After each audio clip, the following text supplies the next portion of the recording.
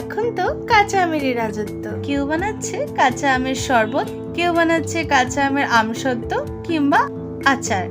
তাই আজকে আমি আবার একটা মিষ্টি রেসিপি নিয়ে চলে এসেছি, মায়ের হাতে বানানো কাঁচা আমের রসগোল্লা।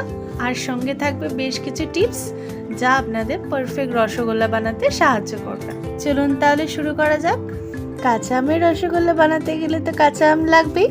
তাই এখানে মা 1.5 লিটার দুধের জন্য 3টে মাঝারি সাইজের কাঁচা আম নিয়েছে।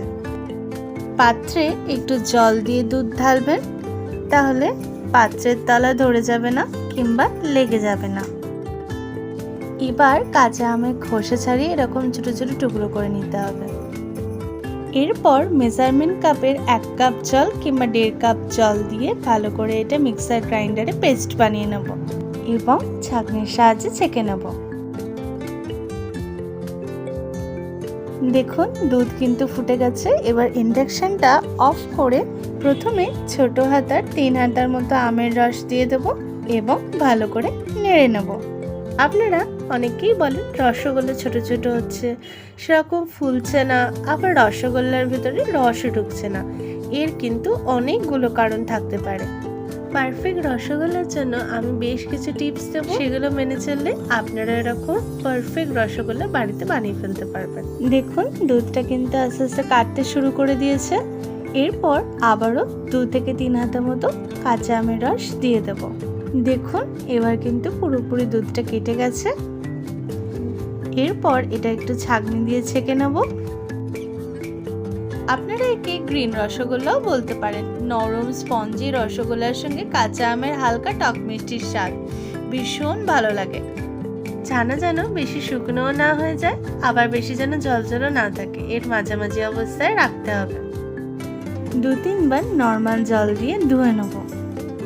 এই অবস্থায় কিছুক্ষণ রাখার পর তারপর ছানাটা মেখে নিতে হবে। ছানা যদি এইভাবে 10-12 মিনিট ধরে হাতের তালুর চাপ দিয়ে ভালো করে মেখে নিতে পারেন, তাহলে সুজি বা ময়দা কিছুই দিতে লাগবে না। এগুলো ছাড়াই কিন্তু রসগোল্লার নরম এবং স্পঞ্জি হবে আর ছানার ফ্লেভারটাও থাকবে। রসগোল্লার সাইজে ছোট থাকা বা রস না ঢোকার আরও একটা কারণ হতে পারে চিনির সিরাপ। এই চিনির সিরাপের দিকেও কিন্তু আপনাদের নজর দিতে হবে। এখানে আমি 1 বাটি চিনি দিয়েছি, মোটামুটি 200 গ্রাম মতো চিনি আছে, আর সেই বাটিরই 2 বাটি জল দিয়েছি। দিয়ে দেবো 2 ফোঁটা গ্রিন ফুড কালার। ভালো করে মেখে নেব। আসলে গ্রিন ফুড কালার দিলে রসগোল্লার রং সুন্দর আসে। পারফেক্ট রসগোল্লা পাতলা চিনির সিরাপে কিন্তু ভালো হয়। ঘন চিনির সিরাপ থাকলে রসগোল্লাগুলো কিন্তু ফুলবে না। ছানাটা কিন্তু ভালো করে তৈরি করে নিতে হবে রসগোল্লা বানানোর জন্য। এবার ছানা মাখার পর হাতের তালুর মধ্যে করে গোল গোল করে রসগোল্লার মতো শেপ করে নেব। ছানার বলগুলো বানানোর সময় যেন সাইডে কোনো ফাটল না থাকে, তাহলে কিন্তু ভালো হবে না। আমি কয়েকটা করে দেখিয়ে দিচ্ছি, বাদ বাকিগুলো কিন্তু এইভাবেই করে নিতে হবে। চিনির রসের মধ্যেও কিন্তু এরকম 2 ফোঁটা গ্রিন ফুড কালার দিয়ে দিলাম, যাতে কাঁচা আমের রসগোল্লার রংটা সুন্দর আসে। কুকিং উইথ রুম্পা চ্যানেলের ভিডিও যদি আপনাদের ভালো লাগে, তাহলে ইউটিউবে সাবস্ক্রাইব এবং ফেসবুকে ফলো করার অনুরোধ রইল। রসটা ফুটে গেলে এবার একে একে ছানার বলগুলো দিয়ে দেবো। ঠান্ডা চিনি সিরাপে কখনোই ছানার বলগুলো দেবেন না।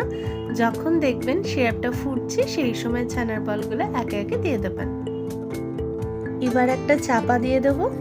চাপা দিয়ে এটা 10-15 মিনিটের জন্য হতে দেব এবং ইন্ডাকশনের টেম্পারেচারটা কিন্তু বাড়িয়ে দেবো। আপনারা যদি গ্যাসে করেন তাহলে গ্যাসের টেম্পারেচারটা হাই করে দেবেন।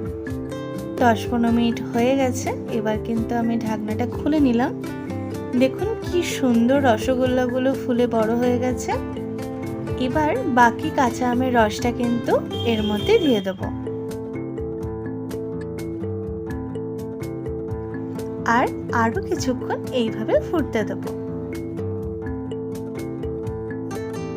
রান্নার ভিডিওগুলো ভালো লাগলে লাইক, শেয়ার, কমেন্ট করতে ভুলবেন না। দেখুন কি সুন্দর লাগছে রসগোল্লাগুলো।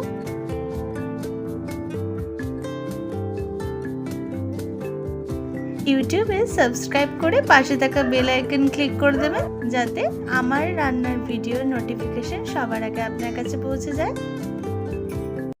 আমার রসগোল্লা কিন্তু এখানে রেডি। এবারে কাঁচা আমের রসগোল্লা একটা তুলে দেখাই। দেখুন কি সুন্দর নরম স্পঞ্জি হয়েছে। আপনারা দেখেই বুঝতে পারছেন রসগোল্লাগুলো কিন্তু আসলে সত্যি খুব ভালো হয়েছে। কি দেখে মনে হচ্ছে তো এটা দোকানের রসগোল্লা? না না, এটা কিন্তু ঘরে তৈরি রসগোল্লা। দেখুন কি সুন্দর হয়েছে রসগোল্লাগুলো।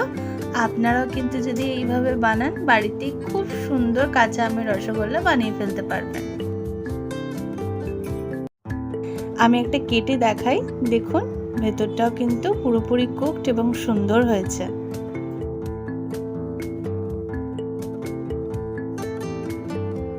তৈরি কাঁচা আমের রসগোল্লা।